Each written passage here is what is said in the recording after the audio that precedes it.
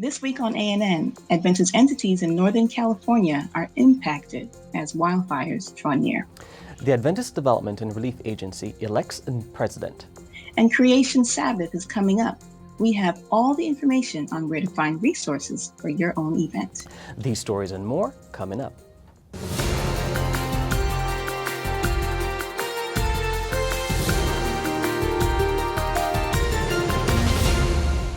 Thank you so much for joining us this week. First in the news. Only a few weeks after being threatened by wildfires, the Northern California communities of Angwin and St. Helena are again facing fires that have forced thousands of people in those communities to evacuate. According to CAL FIRE, the glass fire began at 4 a.m. on September 27 in an area west of Angwin and north of Deer Park and St. Helena. The fire quickly spread and has now encompassed more than 11,000 acres. The glass fire, Shady, Boysen, Zog, and North Complex West fires are currently raging in this region. Several well-known Adventist institutions have been impacted by the fire and resultant evacuation order. According to the Pacific Union College Twitter feed, the college has evacuated more than 200 students who are on campus, but the school is safe. The entire Angwin community has also evacuated the area as a precautionary measure. Adventist Health runs St. Helena Hospital, the oldest Adventist hospital in operation. The staff were able to evacuate all 55 patients and relocate them to other facilities. The Northern California Conference provided an update on the fire and the impact on local members and church employees. The report states that several pastors may have lost their homes, but all members are safe and accounted for. The Foothills Adventist Elementary School in Deer Park lost one of the buildings on its campus, but the rest of the school survived the flames. School principal Rob Ingram was quoted as saying, "Please pray for our students, our families, and our staff. Pray for us as we move forward to go where God is leading us." Pacific Union Conference Director of Education Barry Von Poole reports that Ingram's first action this morning was to connect with his faculty who, in turn, reached out to make certain that all of their students were safe and their families are out of harm's way. The Haven Adventist Church Community Service Center, located near the Foothills Elementary School, was also destroyed in the fire, but the main church building, located near the St. Helena Hospital, was not damaged. At the time of this recording, the local historical Adventist landmark Elmshaven, which was home to Ellen White before she died, escaped damage from the fire. More information can be found on the Elmshaven Facebook page. The glass fire still threatens many homes and businesses. We ask you to join us in prayer for the greater Angwin and St. Helena communities. The Adventist Development and Relief Agency, or Adra, announced on September 29 that its board of directors has unanimously elected Michael Kruger as its new president, effective immediately. Kruger was elected interim president in October 2019 to complete the 5-year term of former president Jonathan Duffy. A search committee appointed by Adra's board of directors conducted a global executive search to identify a permanent president, and after an extensive review of candidates, the board selected Kruger. During his 6 years at Adra, Kruger has played a key role in a period of enormous growth and transformation for the organization.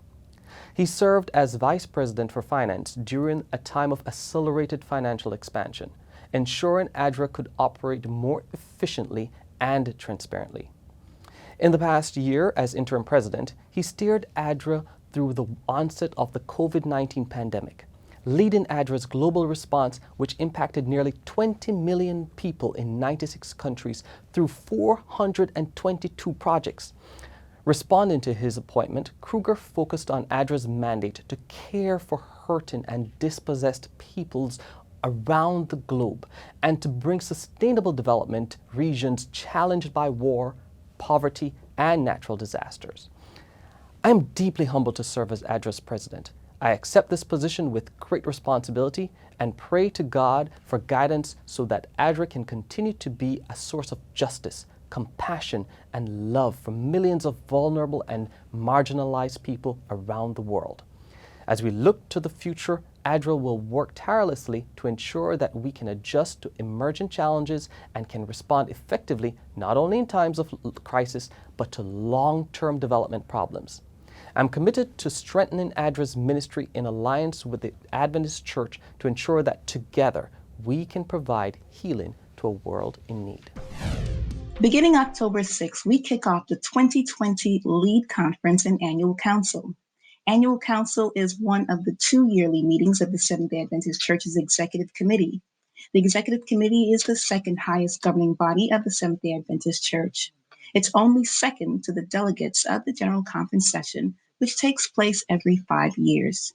During Annual Council, members of the committee, commonly referred to as delegates, vote on policies and reports that are necessary for the operation of the church. Before Annual Council kicks off, church leaders will participate in the Lead Conference or the Leadership Education and Development Conference. This year, the conference will be centered around the Seventh-day Adventist World Church's new strategic plan, I Will Go. You can watch this year's meetings at live.adventist.org. For information on when to watch, visit executivecommittee.adventist.org. We'll be back next week with more news and highlights from this year's Lead Conference. Have you ever seen thousands of birds flying together, twisting and turning in tight formation? It's truly amazing. Evening seems to be the preferred time for some species to do these spectacular displays called murmurations. Murmurating grackles are the subject of 2020's Creation Sabbath film, God's Enduring Song of Love. Each year, a short film is produced for Creation Sabbath that is designed to draw viewers' minds to the wonder of God's creation. These films are for personal viewing and reflection, sharing on social media and sharing together as a group of worshipers during Creation Sabbath celebrations. Creation Sabbath is allocated as the fourth Sabbath of each October. This year, it falls on October 24th. This is a specially designated Sabbath in Adventist Church's calendar set aside for contemplation of God's grace in our creating our wonderful world for habitation, recognizing our responsibility to care for what He has made and seizing the opportunity to learn from His works. You can visit creationsabbath.net to get more information on Creation Sabbath, as well as more resources, sermons, and graphics so your church can celebrate on October 24. Watch God's Enduring Song of Love at the Creation Sabbath website, or look for it on Hope Channel and other Adventist media. Better yet, share it on social media, and be sure to share it with the rest of your church on Creation Sabbath, October 24. Coming up, Guide Magazine has an important message during the pandemic. But up next, Adventists in South America conduct Bible studies online.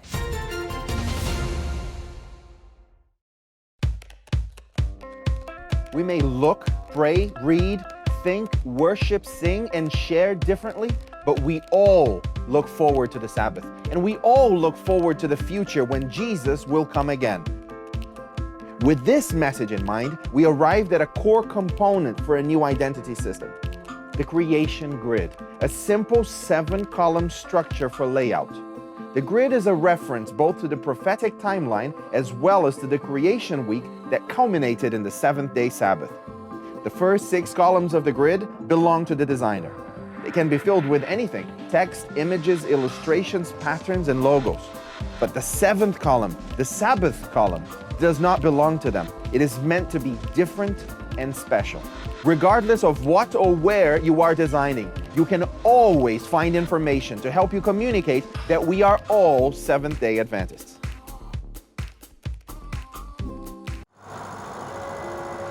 When I first felt called to be a minister, I didn't want to be a typical pastor with a suit and a tie. One of the things I appreciated most about Christ was His ability to defy convention. Once, when I moved away from a place where I was pastoring, one of my friends said, "We're going to miss you. You're so unusual." I take that as a compliment. I'm someone who likes a challenge. I love to test my limits. I've been running for more than 35 years, most days of the week. I love to run, especially in nature. It's time alone with God where I can recharge. I run first thing in the morning so I can prepare emotionally and spiritually for whatever I might experience that day. I find my greatest fulfillment in relating to people who aren't Adventist or even Christian. We have to meet people where they are. That's what Jesus did, and it's still our responsibility today. I have friends who are Christians and atheists, gay and straight, old and young, of all races and ethnicities. I'm a biker, a runner, and a pastor. I'm extremely blessed. My name is Stephen Chavez, and this is my whole life.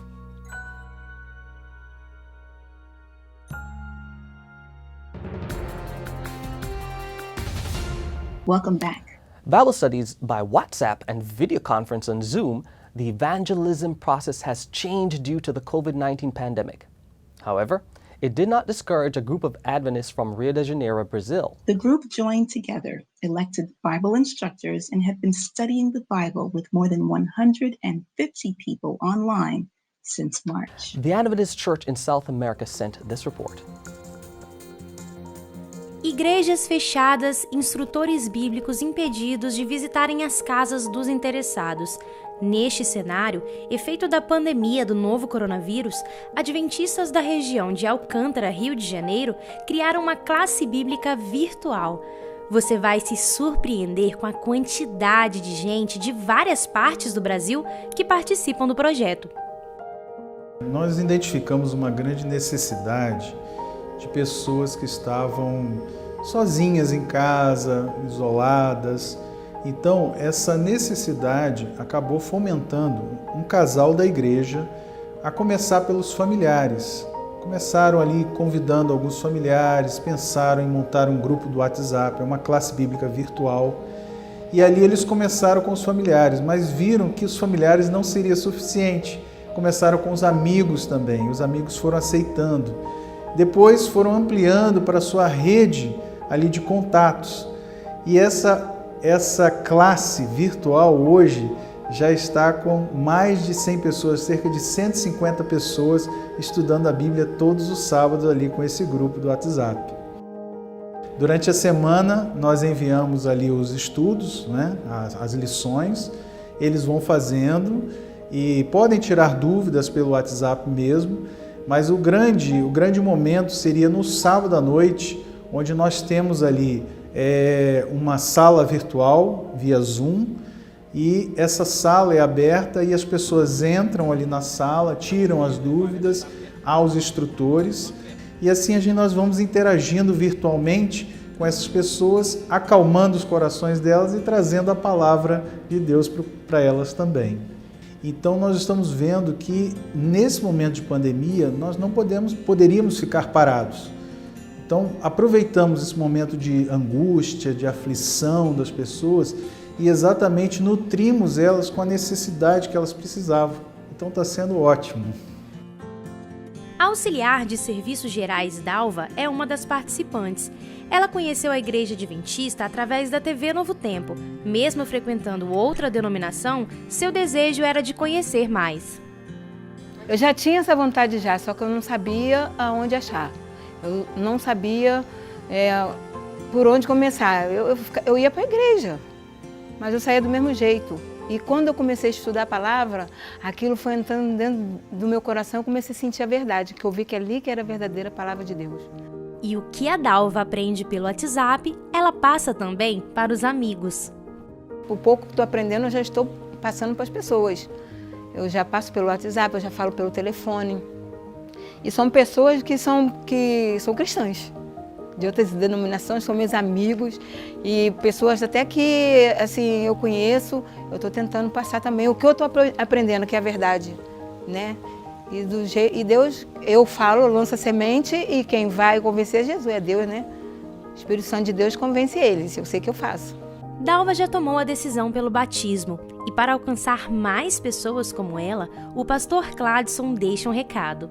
As pessoas hoje estão muito acessíveis, elas estão perguntando o que está acontecendo no mundo. A grande questão hoje, o que vai acontecer conosco, né, com a humanidade? Nós temos a resposta e podemos acessar essas pessoas, podemos trazer confiança para elas, trazer esperança para elas e ali, a partir daquele momento, estudar a Bíblia e fazer os apelos para entregarem a vida a Jesus. Eu faço um apelo também a todos que participem disso, né? Façam isso também.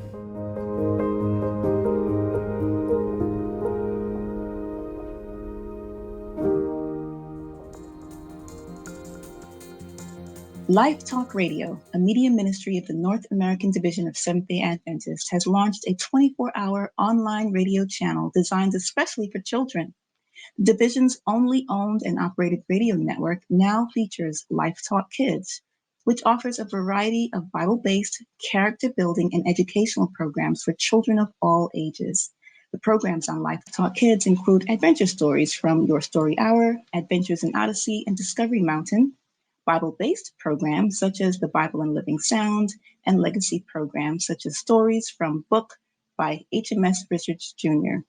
Additional programs include Awesome Science, Nature Corner, and Ranger Bill.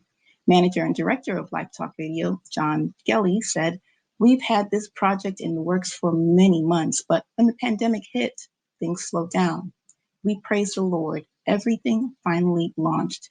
We're thrilled to offer this new resource for kids."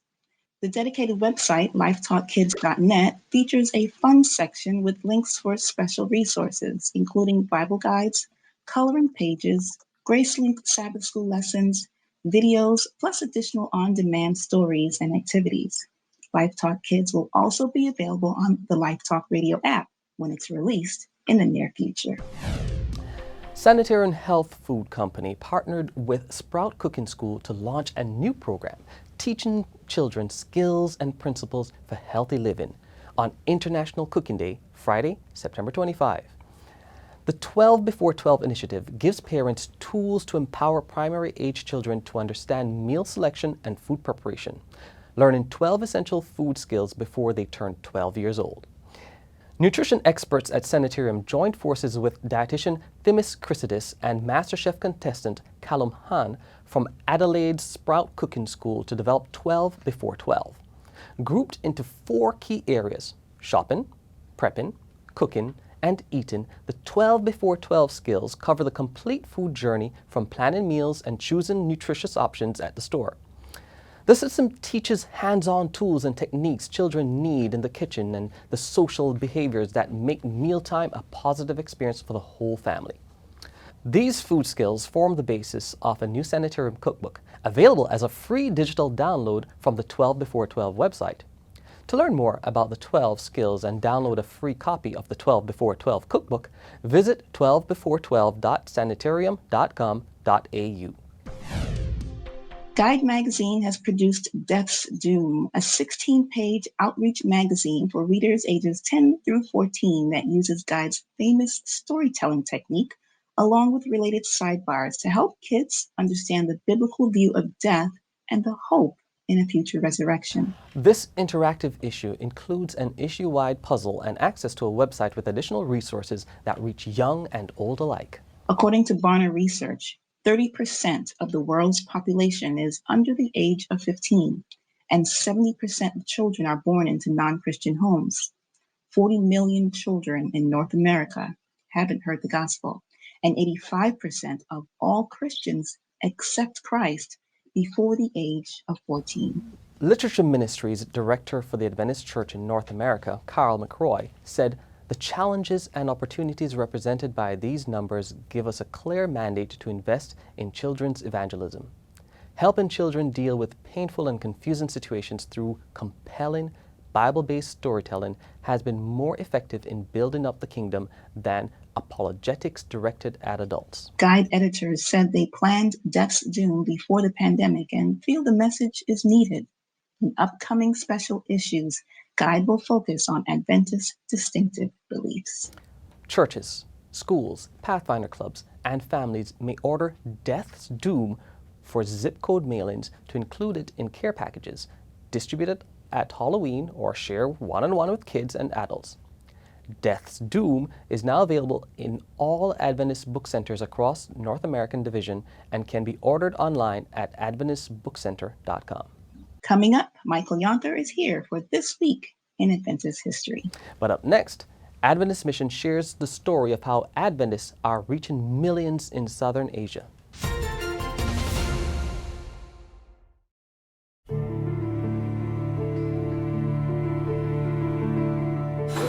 Where we are now, I listen, boom, boom, boom. I say to my wife, something don't go.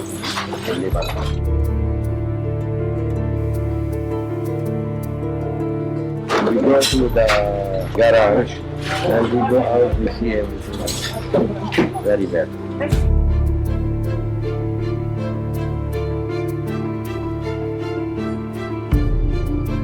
I not come to the house. I help the people here. 14 people, old woman, old man, babies, running to the blood. Somebody who dies here. I make pressure for the heart. Half hour. I cannot stay again. I don't want to die again.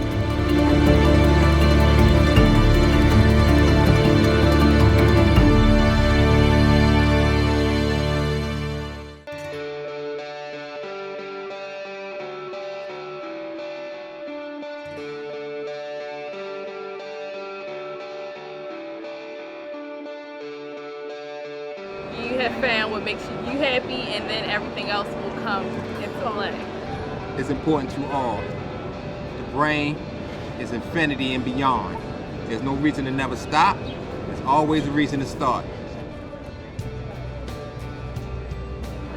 Family. Family. So, I've never seen anyone that's so excited to see just me for no reason than just to see me. And I'm trying to be a better person for her. It's a work in progress.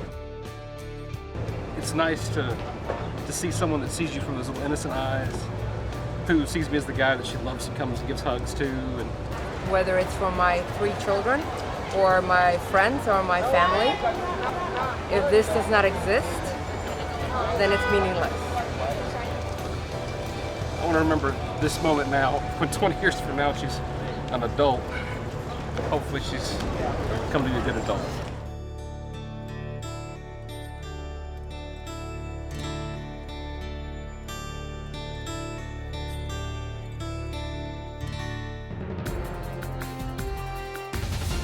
Welcome back. The Adventist Church in Southern Asia is growing and now has more than 1.6 million members. And yet a vast number of those people haven't heard the gospel news about Jesus. That is where Global Mission Pioneers come in to help. Adventist Mission has more.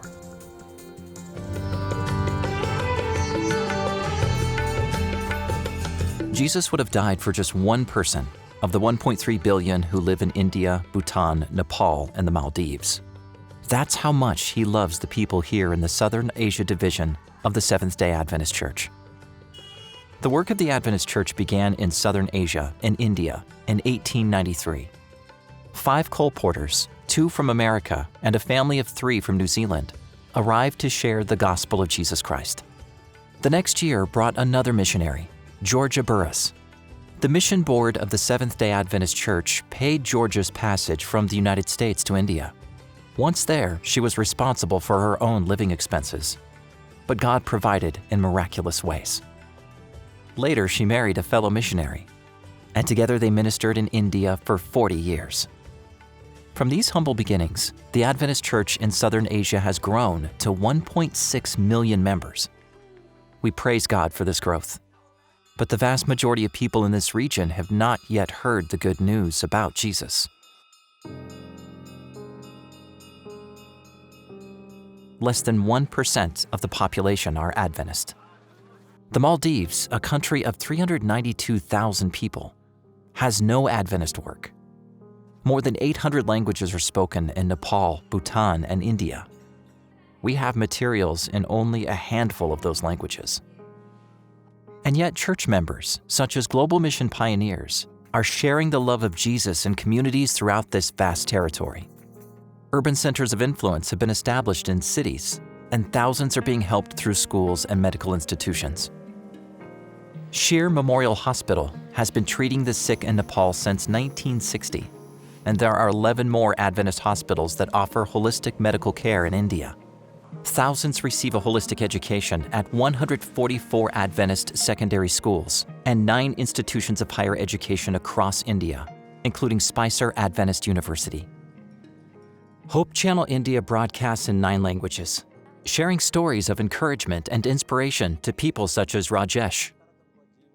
Overwhelmed with financial difficulties in his family, Rajesh just couldn't concentrate at work. He lost his job and became depressed.